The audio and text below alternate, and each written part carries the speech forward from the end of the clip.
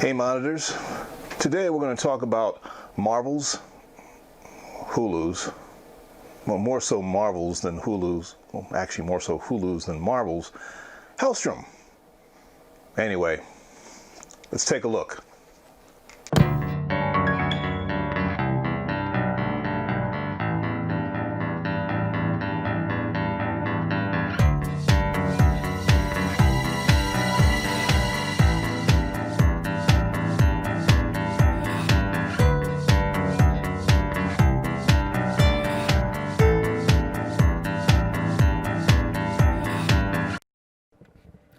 On October 16th, Hellstorm was released on Hulu.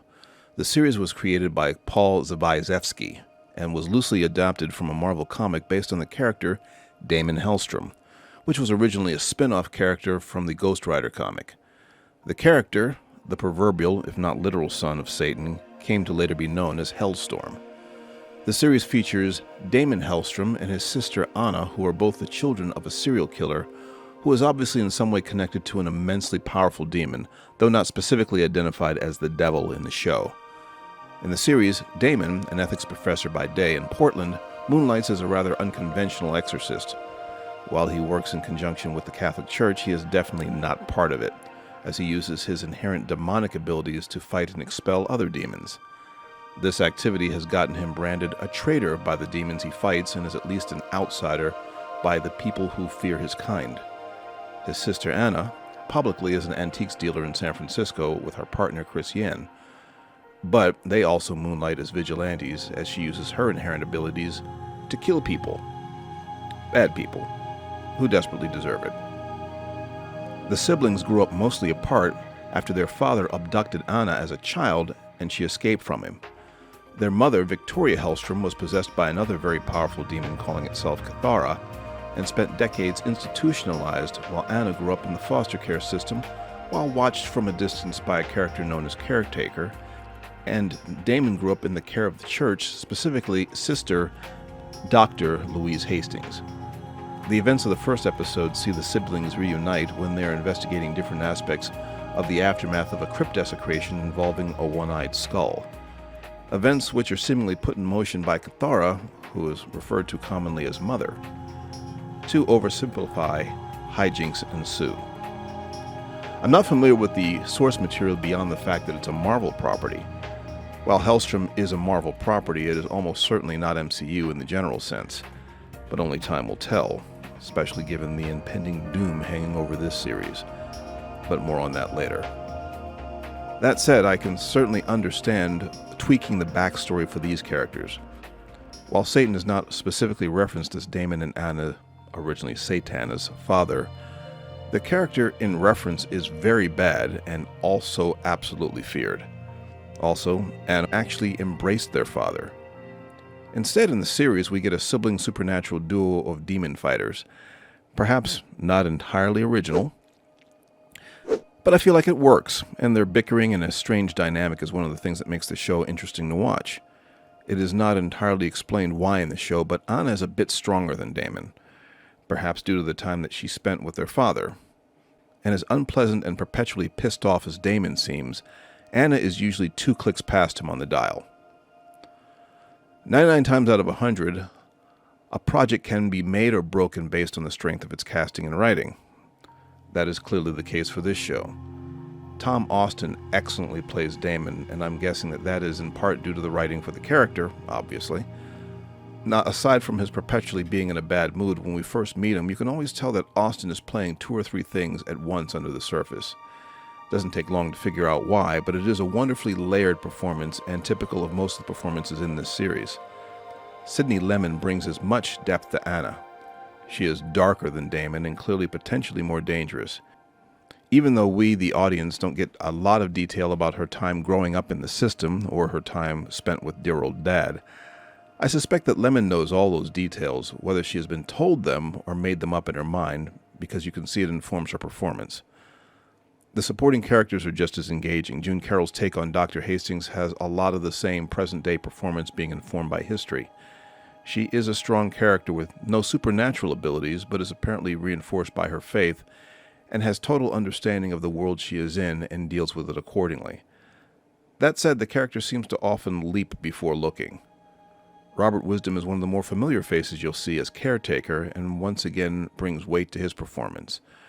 Caretaker is mysterious. We only know that he has worked with an organization called The Blood in the past, and has watched over Damon and Anna for many years, keeping them safe from the Blood, or the Blood safe from them. Wisdom is also excellent.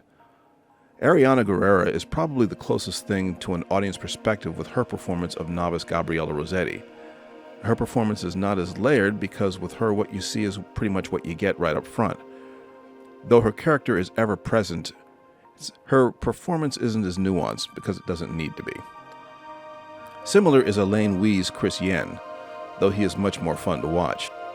Since Yen pretty much says exactly what he's thinking at any given moment, there is never much need to guess what's on his mind, but Wee's performance is definitely one of the highlights of the show.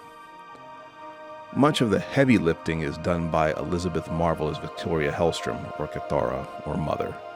To say that she has the most exhausting performance is a gross understatement. She spends most of the time playing a woman in the possession of a powerful, lying, and manipulative demon, but also as a tortured and broken human being. Just watching Elizabeth Marvel is a thrill ride on its own. Helstrom is not the best supernatural TV series ever to air. It does some things well. I mentioned the acting. The visual effects are also certainly competent, and the action, while fast and intense, does not go too far in the realm of Buffy the Vampire Slayer. It blends some hand-to-hand choreography with the obligatory throwing of objects around the room, but kind of grounds things to a degree. The first season story arc does have the feeling of being stretched out so that we can get a full 10 episodes, though. Also, there are stretches in episodes 9 and 10 where they abruptly cut from one sequence to another, which undercuts the tension of both scenes. I hate it when they do that. And while I credited the writing earlier, at least in terms of the creation of these very complete and smart characters, some of the decisions these characters make are dumb, which can contribute to the often jumbled storyline as well. The season 1 finale has definitely opened the door wide for future storytelling. Unfortunately, since the series was technically canceled before it was even released, it seems unlikely that the show will be able to make good on that. I would like to have seen what a sophomore effort would have looked like. While not perfect, I think there is enough to keep telling this story. But since this season may not have been a slam dunk, it's not hopeful. Maybe not worth investing your time in another ill-fated series, but if you're curious, Helstrom is not a dumpster fire. And maybe by some last-minute effort, the show could be salvaged. Anyway, check it out. I think you'll be entertained.